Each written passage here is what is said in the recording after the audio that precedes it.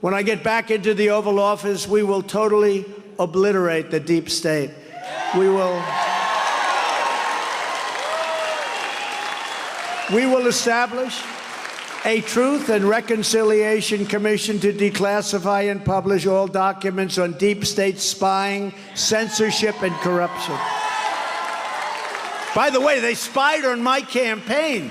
They got caught. Can you imagine if let's take Barack Hussein Obama, let's say we spied on his campaign, you got caught. What do you think would happen? You think it would just be some stories in only a few newspapers, because most of them don't even want to write it. They would have brought back the electric chair. That's what they would have done. It's a disgrace. It's a disgrace, unequal justice. And I will require every federal employee to pass a new civil service test. How about the president? Let's start with the president. Demonstrating an understanding of our Constitution. To stop the local Marxist prosecutors who release rapists and murderers while persecuting conservatives.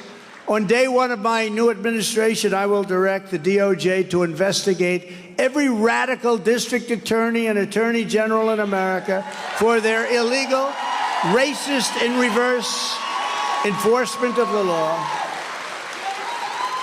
I will quickly restore the most secure border in U.S. history, just as we had 3 years ago. We had the strongest, most powerful, most secure border in the history of our country. 3 years ago, we had the most secure. We built hundreds of miles of wall. It worked, by the way. Then we were going to do 200 more miles of wall in certain areas where we could see it was a little weaker than we wanted it. We started that. Could have been finished in 3 weeks if he did it. We had the stuff ordered. He took it away and hid it so that Texas and Arizona couldn't use it. And that's what I said. I guess they really do want open borders, and they actually want open borders, and nobody understands why. Why do you want to have people from prisons? Why do they want that? Why do you want people from prisons and mental institutions and insane asylums? That's a step above. That's Silence of the Lamb type, okay? Why do we want these people in our country? Why are we allowing them? And you know, you have to see these other countries.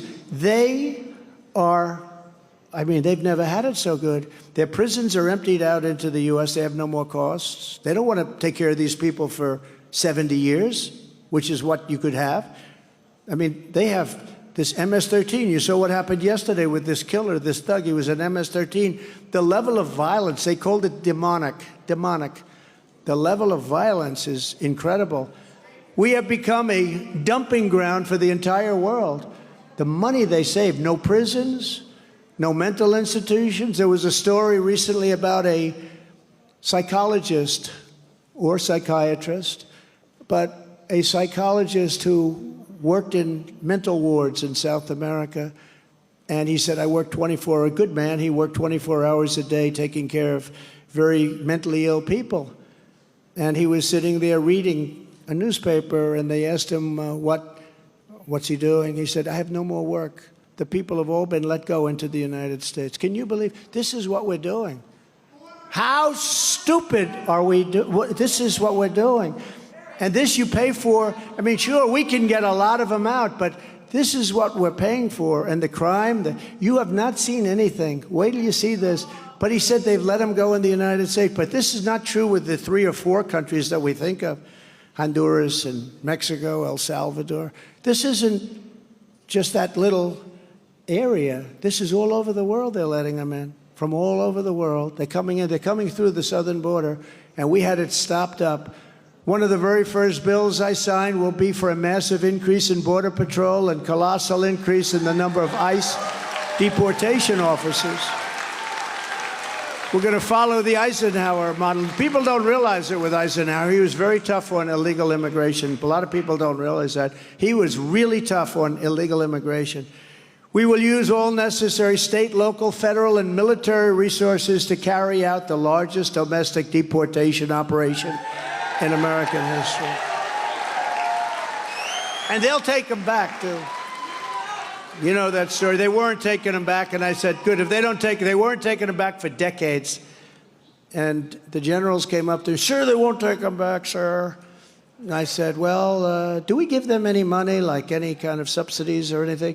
Yes, sir, I'd like to find out. So he comes back $750 million. $750. So I said, listen, the three countries. I said, no more money for them starting this afternoon at 5 o'clock. The next morning, I got 3 calls from 3 presidents of 3 countries. Nice people, they're smart. I don't hold it against them. They got away with it for years. They'd put airplanes on the runways when we're flying in with prisoners or MS-13 people that you don't want in this country, believe me. These are vicious, the most violent gang in the world, probably, almost definitely. And they'd put airplanes so you couldn't land the plane. So I said, how much? $750. I said, here's what we're doing. Immediately, you're going to stop payment of all money going to these countries. You're going to stop payment now. Next day, I get 3 calls. The presidents of those countries, separate calls, totally. Sir, I understand there's a misunderstanding. Yeah, we want your MS-13 killers that you sent over here. We want them back, and we want everybody to go back to your country. We want them. We're going to bring them back. Sir, we'd be honored to take MS-13 back. We think they're lovely people. What seems to be the problem? No, we would love to take them back. Immediately opened up. Nobody has seen that for 25 years. It took me one night. We would be honored. It would be a great honor to bring back MS-13 so they can kill our people instead of yours.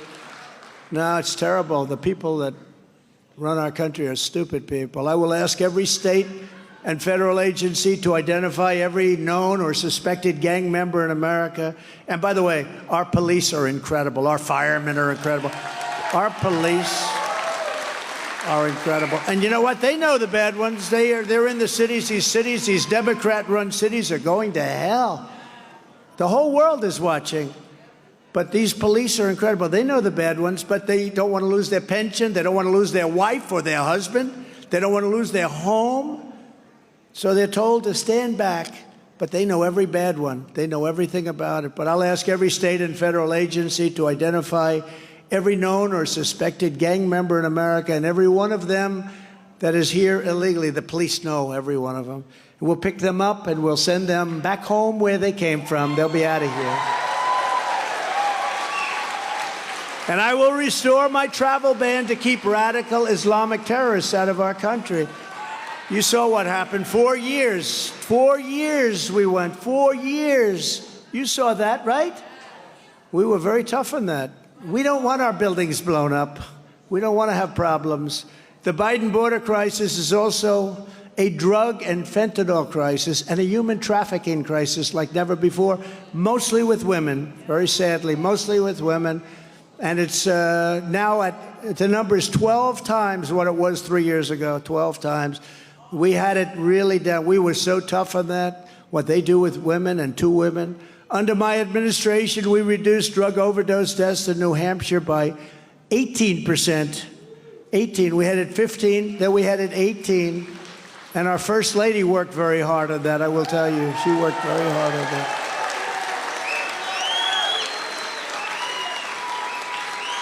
And instead of being down under Biden, as you know, and your police and firemen do an incredible job, you have a real big drug problem in New Hampshire, incredible, almost worse than anybody, relatively speaking. That's what the governor should focus on, not running for president where he's at less than 1%. That's what he should focus on. But you have a real problem here, and I have to tell you, your police and your firemen, I spent time with them, and they took me around one day, and the job they do on saving people, a lot of the job they do is saving people that have overdosed. It's incredible. The drug cartels are waging war in America, and it's time that America is going to wage war. That's what we're going to do. We're going to wage war on the cartels. We're being invaded. Our country is being invaded and destroyed. I will knock out the cartels just as we destroyed and knocked out the ISIS caliphate. The ISIS caliphate is tougher. I was told you couldn't do it it would take 3 to 4 years to do it, and sir, I don't think we could do it at all.